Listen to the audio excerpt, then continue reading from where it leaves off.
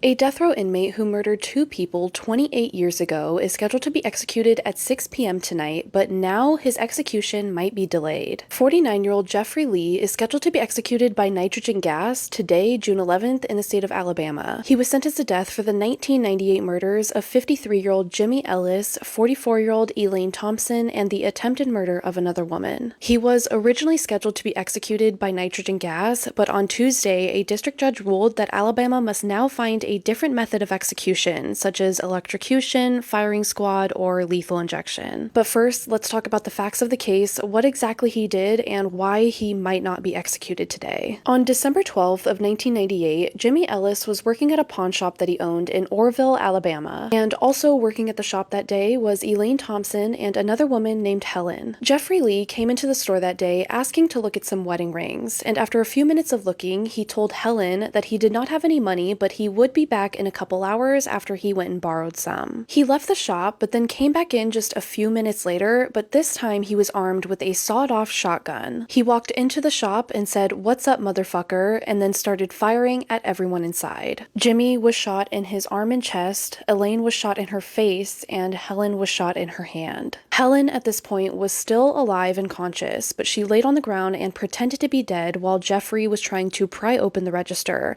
and after he eventually left the store, she locked the door and called the police. Helen did survive her injuries, but unfortunately, both Jimmy and Elaine died at the scene. Since there was a surviving victim, she was able to identify Jeffrey as the attacker, but on top of that, there was also a surveillance camera that recorded everything that happened, so Jeffrey was caught on video shooting the three people in that store. He was arrested the next day and actually pretty quickly confessed to the murders, but he claimed that the first shot was accidental and the rest of the shots were intentional. Jeffrey went to trial in 2000 where a jury found him guilty of the murders and the attempted murder, but they actually only recommended a life sentence for him. They did not recommend the death penalty. The judge in this trial overrode the jury's recommendation and instead sentenced him to death. Just 2 days ago, on Tuesday, a district judge permanently blocked the state of Alabama from using nitrogen gas as a method of execution, stating that this method of execution is unconstitutional and violates the Eighth Amendment prohibiting cruel and unusual punishment. But in her ruling, it did state that Alabama can still execute Jeffrey, they just have to do it using a different method of execution.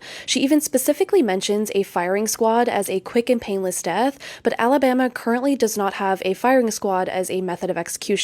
Only electrocution, lethal injection, and nitrogen gas. The state of Alabama has responded to this and has now asked for the Supreme Court to step in and overturn this ruling, stating that if this ruling stands, it would be the first time a court has permanently banned a legislatively approved execution method. We are still waiting for a response from the Supreme Court, so there is no update on this yet as of 2:30 p.m. Pacific time when I'm recording this, which I believe is 4:30 p.m. Alabama time. From what I've read, it seems as though the state of Alabama is not currently prepared to use any other method of execution, like electrocution, lethal injection, or a firing squad. So if they cannot use nitrogen hypoxia, I do not think that they will be executing Jeffrey today. But I am going to keep a close eye on this, so as soon as there is any update or any other information is released, I will update you guys in the comments or in the caption, or both. Before I end this video, I do want to take a moment to send my sincerest condolences to any loved ones of Jimmy Ellis or Elaine Thompson. I am so incredibly sorry for your loss, and I'm so sorry that you have to relive this all over again.